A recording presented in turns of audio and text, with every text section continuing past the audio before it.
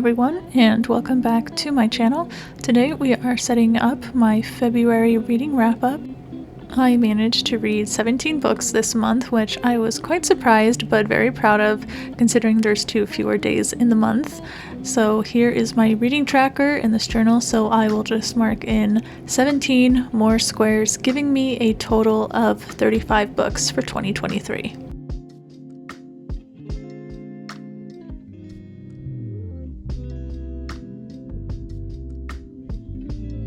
Next up is my physical TBR tracker. I actually missed one of the books while I was setting up my journal for this month. I was able to read 4 books on my physical TBR, starting with Sky Hunter by Marie Lu, and then The Lost Dreamer by Liz Horta, and I read The Blood Trials by N.E. Davenport before I finished Bloodmarked by Tracy Deonn. But those are the 4 books on my physical TBR that I was able to read in the month of February.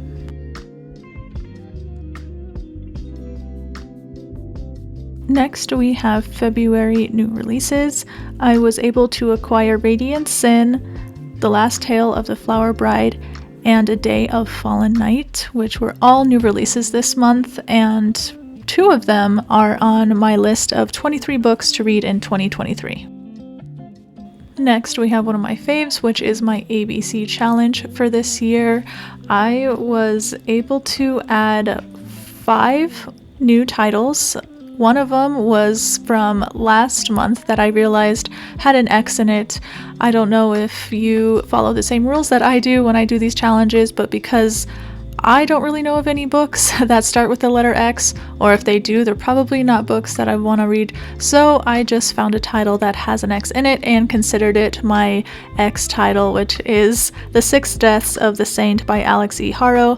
I read this last month and it had a review of the 30 best pages I've ever read. It's a very short novella on KU, so I highly recommend. The other books that I added to the challenge this month were Don't Cry for Me by Daniel Black for my D, Our Lady of Mysterious Ailments by T.L. Huchu for O, and Sky Hunter by Marie Lu for S.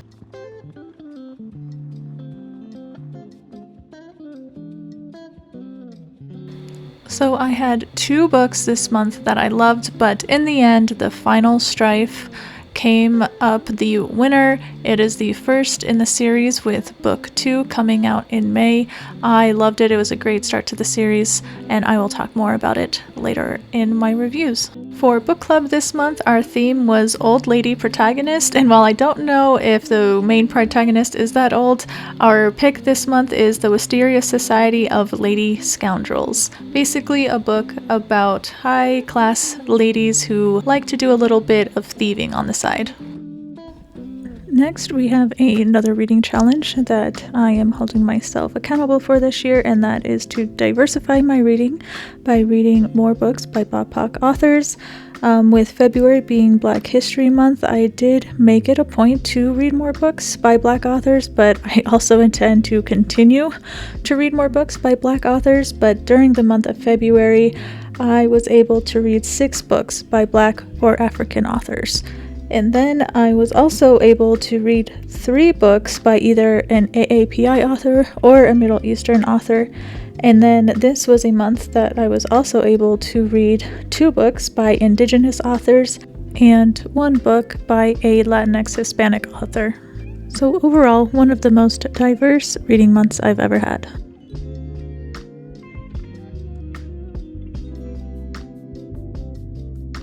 Now, moving on to my February setup.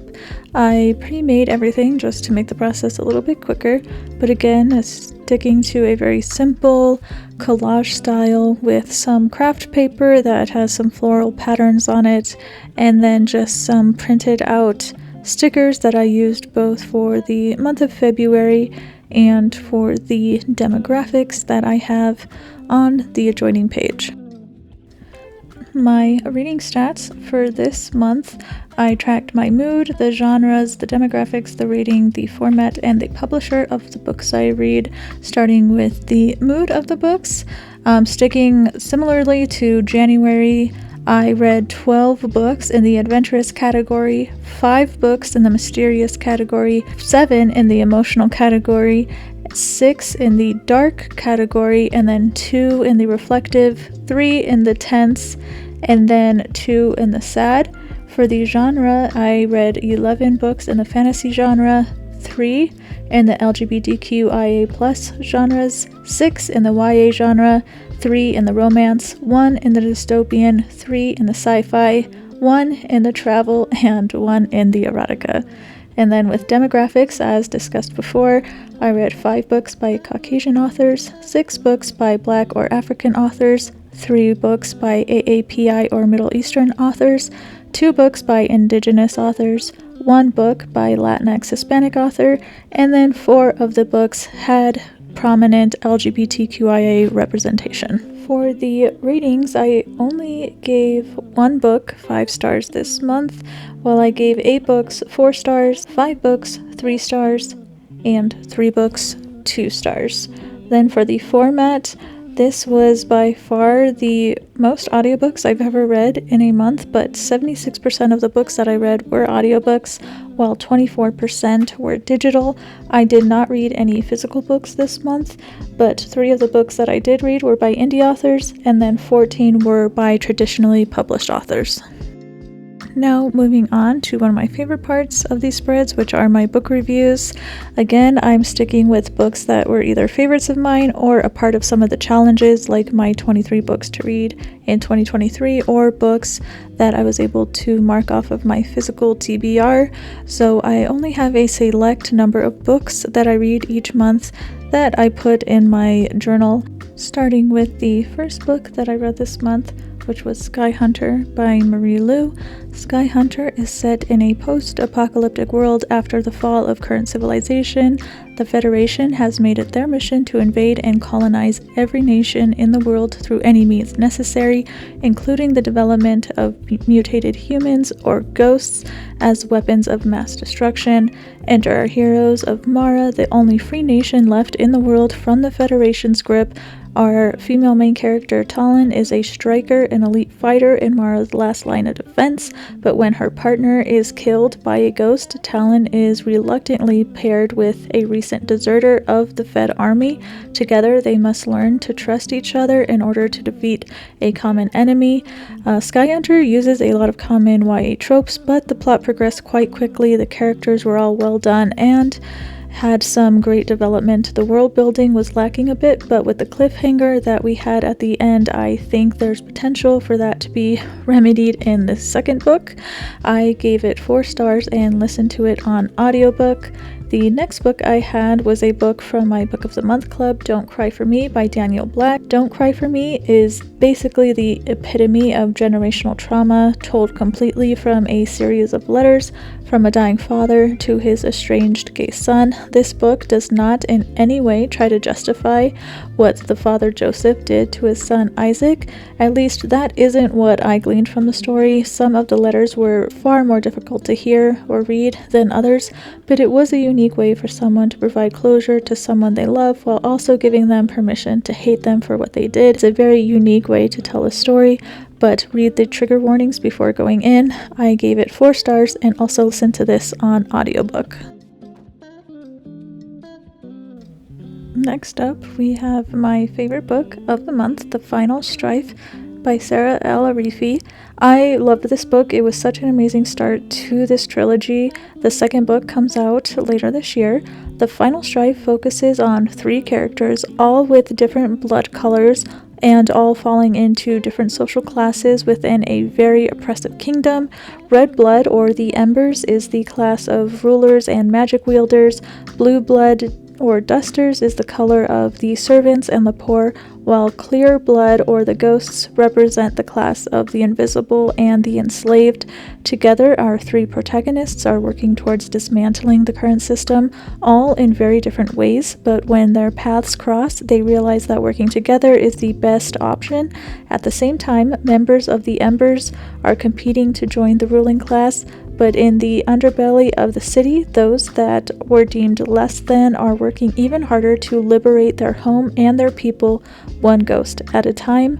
I gave it 5 stars and listened to it on audiobook. Next up is the second book to one of my favorites of 2022, and that is Our Lady of Mysterious Ailments, the sequel to The Library of the Dead by T.L. Huchu. This book is part of the Edinburgh Nights series and takes place not too long after the events of Book 1.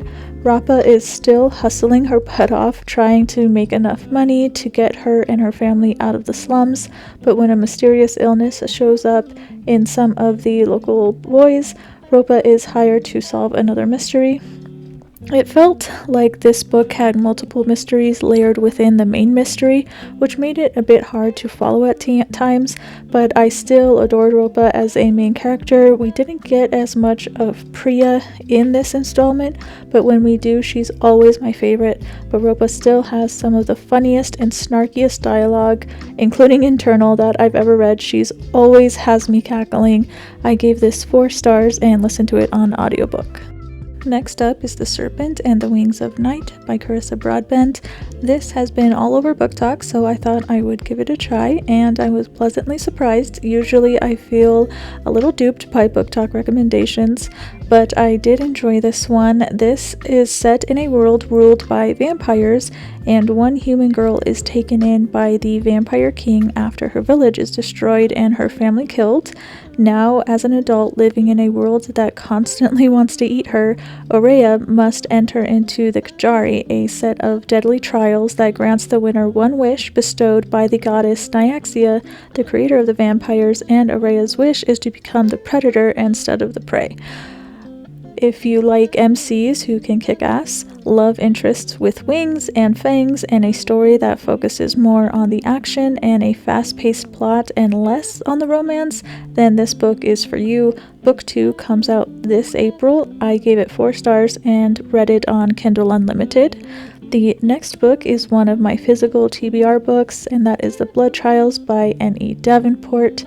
The Blood Trials is the first installment of a brutal, fast-paced, high-stakes fantasy sci-fi series focused on our main character, Akenna, as she enters into a series of trials to become an elite soldier of the Republic in order to find her grandfather's murderer. While the pace of the story is fast, we do lose a lot of world building and character development to focus on these big action scenes and the plot development. Even though this book is set on a different planet, it didn't really seem any different than our own, just that they at one point had gods that interacted with the humans, and they left behind a lot of nasty monsters that they have to deal with in some of their trials. But the cliffhanger at the end did set up for a promising sequel coming out in 2023. I gave it 3 stars and listened to it on audiobook. So now I just realized that I totally lied to you early in my video. I had 2 5-star reads this month, and one of them was The Bone Shard Emperor, which is the sequel to The Bone Shard Daughter, my favorite book of January. Again, as I mentioned, it was quite hard for me to pick my book this month because I didn't think I could love The Bone Shard Emperor more than the first book, but I did. I loved every second of it. I adore this series. It has everything I love about fantasy: great world building, a fascinating magic system, lovable animal companions, epic battles, and imperfect but still heroic characters. Book 2 takes place shortly after the events of Book 1. Lynn has become the Emperor and now must seek allies to solidify her rule over a crumbling empire, while Jovis, her newly appointed guard, continues to spy on her for the Resistance while trying not to fall for his new boss and her hopes for being a better ruler than her father was. I gave it 5 stars and listened to it on audiobook.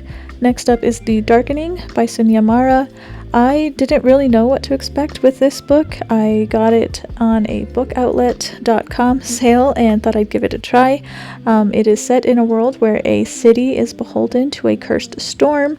The darkening follows Vesper, the daughter of failed revolutionaries. When the Queen's Guard finally catches up to her and her father, she must infiltrate the prince's inner circle in order to save her father before he's put to death for his crimes against the crown. But while working with the prince, Vesper stumbles across a much larger plot pertaining to the deadly storm that threatens her community and the city as a whole, including the prince, who isn't at all like what she thought. Together they must race against time to solve the mystery of why the monarchs are dying younger and younger, and how defeating the storm may not be the saving grace that the city needs. I gave it 4 stars and listened to it on audiobook. Next up is A Broken Blade by Melissa Blair. A Broken Blade was made popular by the mystery that overtook Book Talk last year, and clearly the author's cleverness worked on me because I became interested in reading this book and have even added book 2 to my 23 books to read in 2023, focusing on our MC Kira, who is a halfling and therefore nothing more than a tool for the crown to use as it pleases. Trained to be the most lethal assassin in the kingdom, Kira is sent on a mission to hunt down the mysterious Shadow. As Kira travels the realm to hunt down her target, she finds herself in Feyland, where she catches the eye of the Fey King and his grumpy nephew. Now that she's entangled in something much larger than finding and killing one rogue terrorist, Kira teams up with a group of Fey to save the other halflings and possibly the entire kingdom if their plan succeeds. I will say the cliffhanger made me very excited for book 2, which comes out in May. I gave it 4 stars and listened to it on audiobook. Next up is The Lost Dreamer by Liz Horta. This book is the debut novel of Liz Horta, a YA fantasy inspired by ancient Mesoamerica, centered around 2 female main characters who have the ability to enter the dream where they can see what the future holds. Indir is a dreamer who resides in the Temple of Night, where she and her family have lived for generations, protecting the traditions of the seers who have come before her, but when the king dies, his son threatens everything they've worked to protect and vows to bring an end to their traditions. Meanwhile, Saya is a seer but not a dreamer, who has been kept hidden from the world by her mother, but when a series of events forces her to reveal who she truly is, it results in consequences that impact everything. While the pace of the story was quite slow and the sheer amount of characters you're introduced to was overwhelming, the setting and traditions showcased in this book were very enjoyable. I gave it 3 stars and listened to it on audiobook. The final 2 books of February are The Past is Red by Catherine M. Valente. I always love finding new authors with unique ways of telling stories. Having stumbled across this from a search through my library, The Past is Red focuses on Tetley, a girl from Garbage Town, basically a large floating pile of garbage that survived the melting of the ice caps and the end of the world, and her growing up and still managing to find hope in a world that has been deemed completely and utterly hopeless, filled with clever references, unique characters, hilarious chapter titles, and a totally immersive world built entirely out of trash. The Past is Red is not a book to be missed. I gave it 4 stars and read it through my library on the Libby app. And then lastly, we have my final book of the month, which was Bloodmarked, the sequel to Legendborn by Tracy Deonn. It actually pains me to not be writing or giving this book a glowing review, mostly because of how enjoyable I found Legendborn and obviously the expectations that I had going into this book. But throughout the book, I just found myself getting very frustrated with Bree. She had such agency in the first book. She was determined to figure out what happened to her mom, and she used her wits and stubbornness to infiltrate the Legendborn. But I just felt in this book, it seemed like everything was just happening to her, and she had no real control. And all of that training that she did in book 1 also seemed to have gone out the window, because she was pretty much getting her butt handed to her in every every instance when a demon showed up. The pacing was also a bit slow. I think this book was longer than it needed to be. It clearly was setting up for book 3, so unfortunately I think Bloodmark kind of suffered from the dreaded book 2 syndrome, but I won't hold it against it too much. I still enjoyed it. I gave it 3 stars and listened to it on audiobook. Here is my Reading Journal 2023 February wrap-up.